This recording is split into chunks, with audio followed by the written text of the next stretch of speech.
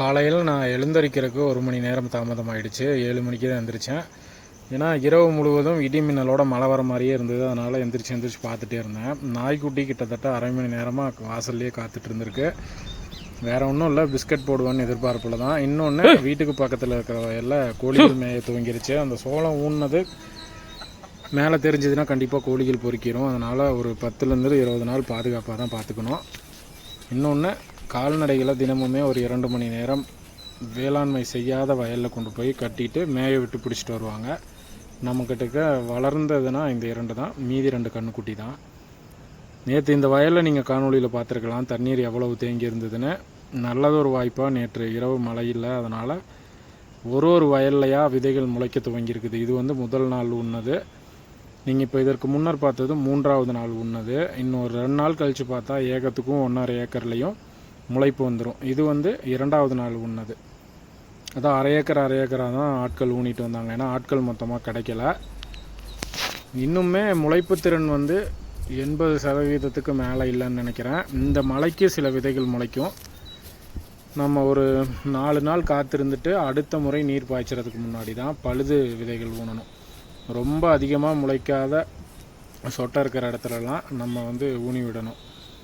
எங்கேயாவது அங்கே ஒன்று இங்கே ஒன்று இல்லைன்னா நம்ம பழுது கொட்டை போட தேவையில்லை. ரொம்ப அதிகமாக கேப் இருக்குது அப்படின்னா கண்டிப்பாக நம்ம பழுது கொட்டை போட்டு தான் பார்க்கணும். இல்லைன்னா நமக்கு வந்து அவுட்டன் கிடைக்காது. பச்சை தட்டுக்கு வெட்டினாலும் அவுட்டன் கிடைக்காது. கருதுகளுக்கு நீங்கள் இந்த வயலில் வந்து ஓரளவுக்கு நல்லா முளைச்சிருக்கலாம். உள்ளே இறங்கி போக முடியாது. உள்ளே இறங்கி போகணும். உள்ளே இறங்கி வந்து ரொம்ப ஈரமாக இருக்குது. நம்ம உள்ளே இறங்கணும்னா மிதிகால் விழுகும். அப்படியே கடந்து வாழை வயலில் தான் செவ்வாழை நடவு செஞ்சுருக்கிற வயல் பக்கம் போனேன். களைகள் அதிகமாக வளர துவங்கிருச்சு. இந்த களைகள் எல்லாம் கையால் பிடுங்கிறதுங்கிறது நடக்கிற வேலை இல்லை. கண்டிப்பாக களைக்குள்ளி தான் பயன்படுத்துகிறேன்.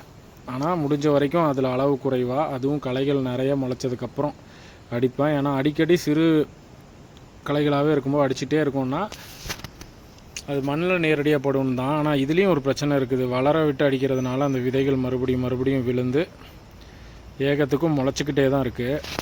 வேறு வழி இல்லை. மரங்கள் வளர்ந்து நிழல் கட்டுற வரைக்கும் களைகளை எப்படியாவது களைக்கொல்லி பயன்படுத்தினாலும் கட்டுப்படுத்தி தான் ஆகணும். இல்லைன்னா கண்டிப்பாக வாழை மரங்களும் வளராது, தண்ணீர் பாய்ச்சவும் முடியாது.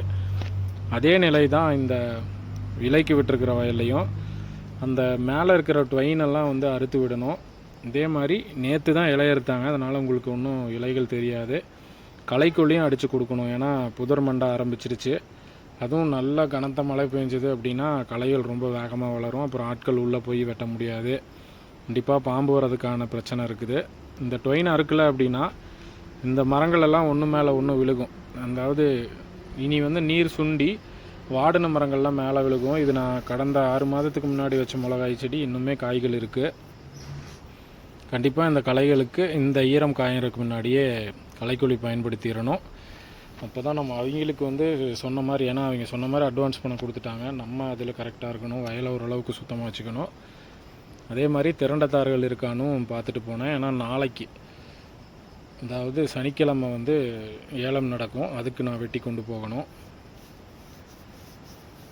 கண்டிப்பாக வெட்டி போகிறதையும், அதாவது நான் இன்றைக்கு பதிவு பண்ணுற காணொளி வந்து நேற்றைய தான் இருக்கும். ஒரு நாளோட முடிவுலையும் பேசி அடுத்த நாள் தான் நீங்கள் பார்க்குற மாதிரி இருக்கும். சனிக்கிழமை ஏலத்துக்கு இதை கண்டிப்பாக கொண்டு போவேன்.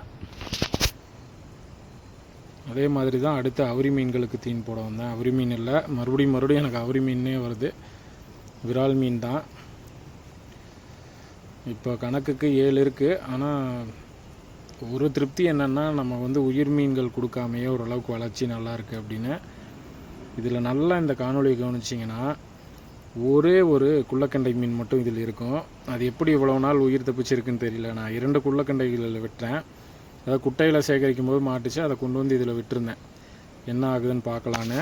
இந்த காணொலியில் நீங்கள் பார்த்துட்டு இருக்கும்போதே பார்த்தீங்கன்னா அந்த குள்ளக்கண்டையை ஒரு விரால் மீன் பிடிக்க வரும். ஆனாலும் அது தப்பிச்சு போயிடும். அப்போ குள்ளக்கண்டையை எவ்வளோ வேகமாக நீந்ததுன்னு பார்க்கணும். அது எவ்வளோ நாள் தப்பிச்சிருக்குன்னு தெரியல.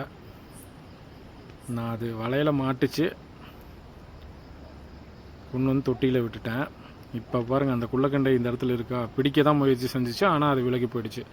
கிட்டத்தட்ட 5 நாட்களாக இது இந்த தொட்டியில் இவ்வளவு 7-8 மீன்கள்ட்டையும் தப்பிச்சு அது இருக்குது. நேற்று மாலை செவ்வாழை வயலில் மருத்தாம்புக்காக வளர்ந்த மரங்கள் எல்லாத்தையும் வெட்டிகிட்டு இருந்தேன். இப்போ அன்னைக்கும் அந்த பணி தான் தொடருது. இப்போ என்னென்னா காய் ஈன மரம் வெட்டின மரம்லாம் பார்க்காம முழுவதுமாக அப்படியே வெட்டி விட்டுட்டு வர்ற இடைக்கன்று, அதாவது இப்போ இந்த இடைக்கன்று இருக்குன்னா இந்த இடைக்கன்றை நல்லா ஊக்கமாக வளர வைக்கணும்னு. இன்னொன்று, இந்த மரமும் காய்க்காத மரம் தான். ஆனால் இதுக்கு நான் காத்திருந்தேன் அப்படின்னா கண்டிப்பாக இந்த கன்று வளராது, அடுத்து காற்று காலத்துக்கு தான் வரும் அப்படிங்கிறதா. இதுவே தாமதமான செயல் தான். இருந்தாலும் இன்னொரு 1 மாதம் கழித்து தான் இதனோட நிலை என்னன்னு தெரியும். ஏன்னா இடக்கன்று எப்படி வருது அப்படின்னு பார்த்துட்டு, அப்படி இல்லைன்னா சுத்தமாக ஒரே இதாக உழவு ஓட்டிடலான் இருக்கேன்.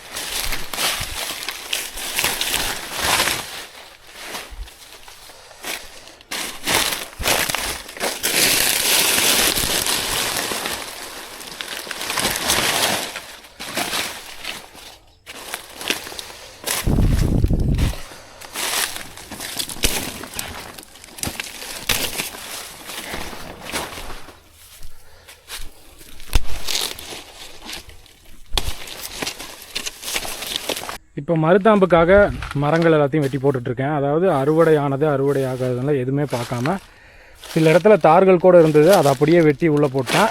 காரணம் என்னென்னா, இதற்கு மேலே தாமதப்படுத்தினோம்னா அந்த காய்களும் சரியாக வராது. அதாவது இப்போ நான் இதெல்லாம் வெட்டி போட்டேன், இது இன்னொரு 2 மாதம் ஆகும் ஊறி வரக்கு. ஆனால் ஏற்கனவே பச்சையாகிடுச்சு, இதுக்கு மேலே சந்தை மதிப்பே இதுக்கு இருக்காது. கால்நடைகளுக்கு போட்டுடலான்னு இந்த மாதிரி இருக்கிற தாரையெல்லாம் வெட்டிட்டு நிற்கிற மரங்கள் எல்லாத்தையுமே வெட்டிட்டேன். எல்லா மரத்தை சுற்றியும் இடைக்கன்றுகள் இருக்குது, ஆனால் வெவ்வேறு அளவுகளில் இருக்குது. ஏன்னா இந்த மரம் தான் முதல்ல அறுவடை ஆச்சுங்கிறப்போ, அறுவடை ஆகிறப்பெல்லாம் இடைக்கன்று விட்டுருந்தேன். இதெல்லாம் பார்த்திங்கன்னா நல்ல இடைக்கன்று, இதுவும் இடைக்கன்று தான். ஏன்னா தாய் மரம் வந்து இந்த இடத்துல மக்கியே போச்சு. கிட்டத்தட்ட இந்த இடத்துல அறுவடையாக 5 மாதங்கள் ஆச்சு. இந்த இடைக்கன்றை நல்லா நான் பராமரிக்கணும், ஏன்னா இன்னும் ஒரு 4 மாதத்தில் காய்க்கே வந்துடும். இது எல்லாமே இடைக்கன்று தான். சில இடங்களில் ஊக்கமாக இருக்கும், ரொம்ப முன்னாடி விட்டதெல்லாம் இன்னும் உரம் கொடுக்கலங்கிறதுனால தாய் மரமும் மக்கி போன நிலையில் சில இடத்துல தார்கள் 3/4 பதத்தில் இருக்குது. இப்போ இதெல்லாம் பார்த்திங்கன்னா 3/4 பதம் வந்துடுச்சு. இதெல்லாம் வெட்ட வேணாம், அப்படியே விட்டு வீட்டு தேவைக்கு நம்ம உறவினர்களுக்கு கொடுக்கறக்கு வச்சுக்கலாம் அப்படின்னா. இனி இந்த வயல் முழுவதும் வேலை செஞ்சுக்கிட்டே இருக்கணும். ஏன்னா இப்போ மழையிறோம், மற்ற வயல்களுக்கு தண்ணீர் பாய்ச்சிற வேலை இல்லை, இப்போ தான் செய்யணும். இது எல்லாமே நான் வெட்டி போட்ட தார் தான். ஒரு நாள் இந்த நீர் வாட விட்டு கால்நடையில் கொண்டு போய் போட்டுடலாம். ஏன்னா இதையெல்லாம் நம்ம காய்க்கு வரும்னு நினச்சோன்னா இன்னும் இடைக்கன்று வளராது. இப்போ இதில் வந்து காயே காய்க்கலை, ஏன்னா காய்க்காத மரங்கள்லாம் மறுபடியும் வளர தூங்கும். ஆனால் இந்த இடத்துலலாம் சீமண்ணை விட்டுடலாம், அப்போ தான் இந்த கன்று வந்து நல்லா தளைஞ்சு வரும். நிஜமாகவே இந்த முறை நல்லா வேலை செய்யும். ஆனால் நம்ம எவ்வளோக்கு எவ்வளோ வயலுக்குள்ளே பராமரிப்பு பண்ணுறோம், அதாவது வயலை சுத்தமாக களைகள் எல்லாம் வச்சுக்கிட்டு உரம் கொடுத்து சரியாக 5 நாளுக்கு ஒருக்கா தண்ணீர் கட்டிக்கிட்டே இருக்கோன்னா கண்டிப்பாக இந்த தாய் மரங்களோட மீதமுள்ள சத்துக்களை வேர் மூலமாக எடுத்து இந்த இடைக்கன்று அருமையாக தளைஞ்சு வரும். இதெல்லாம் அருமையாக இருக்குது. நல்லா இப்போ இருந்தே NPK 3 உரங்களையும் கொடுக்கணும். வேர் வளர்ச்சிக்கு ஒன்றும் பெரியதாக அவசியம் இல்லை, ஆனால் சாம்பல் சத்து கண்டிப்பாக இப்போ இருந்தே கொடுக்கணும். அப்போ தான் ஓரளவுக்கு நல்ல 5 சீப்புகளுக்கு மேலே காய்ப்பு வரும். தொடர்ந்து இந்த பணி தான் நமக்கு.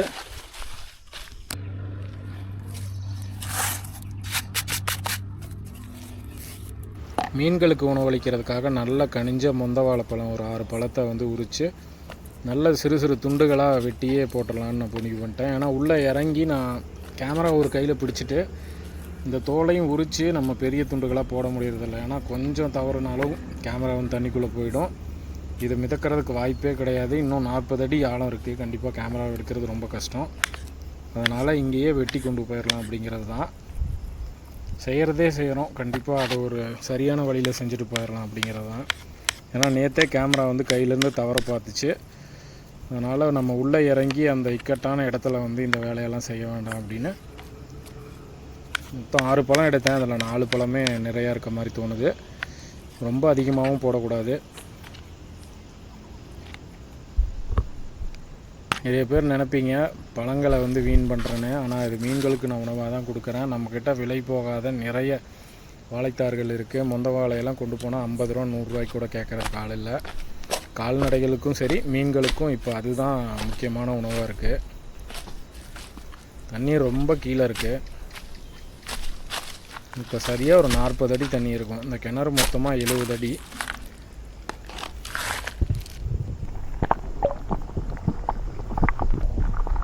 முக்கியமாக நான் தினமுமே மீன்களோட காணொளி பதிவு பண்ணுறது மீன்களோட காணொளி பார்க்க விரும்பும் நண்பர்களுக்கு தான். ஏன்னா நம்ம சேனலில் அதிகமாக மீன்களோட காணொளி பார்க்கறதுக்காக தான் சப்ஸ்கிரைப் பண்ணுங்க.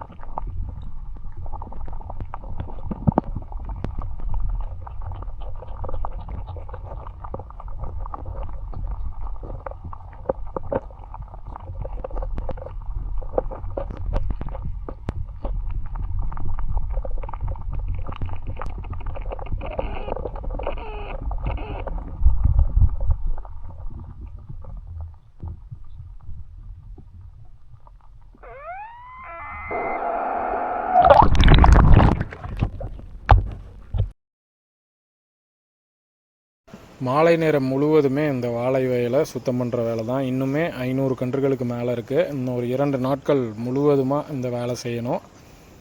இதுவே தாமதம் தான். நம்ம இப்போ தயார் செஞ்சு கொண்டு வந்தாலுமே அடுத்து காற்று காலுக்கு தான் வரும். அதனால் எவ்வளோக்கு எவ்வளோ வேகமாக நம்ம இதை சுத்தம் பண்ணி உரம் வச்சு மரங்களை நல்லா கொண்டு வரமோ அடுத்த காற்று காலத்துக்கு முன்னாடி அறுவடைக்கு மேம்படலாம். இன்னும் நிறைய வேலைகள் இருக்குது இந்த வயலில். இப்போ தான் மரங்களை வெட்ட தொடங்கியிருக்கேன். அடுத்து இடைக்கன்றுகளை பெயர்த்து விடணும்.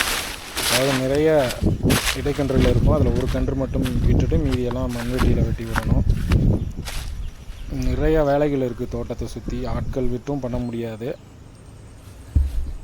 இறுதியாக பப்பாளி பழங்களில் ஒரு 3 பழம் நல்லா கனிஞ்சிருந்தது. நல்லா கனிஞ்சதுன்னா பழுத்திருச்சு. இதுக்கு மேலே விட்டால் பறவைகள் கொத்த ஆரம்பிக்கும். 1-2 பழம் பறவைகளுக்கு விடலாம். அதுக்காக மரத்தில் இருக்கிற எல்லாத்தையுமே விட முடியாது. ஒரு 3 காய்கள் மட்டும் நல்லா திரண்டதாக, அதாவது நல்லா சிவந்ததாக பார்த்து வீட்டுக்கு பறிச்சுட்டு இன்றைய நாளோட காணொளிகளை முடிச்சுக்கிறேன். நாளை மறுபடியும் ஒரு பெரிய காணொளியோடு சந்திக்கலாம். இடையிலையும் சிறிய காணொளி ஒன்றும் பதிவிடுவேன்.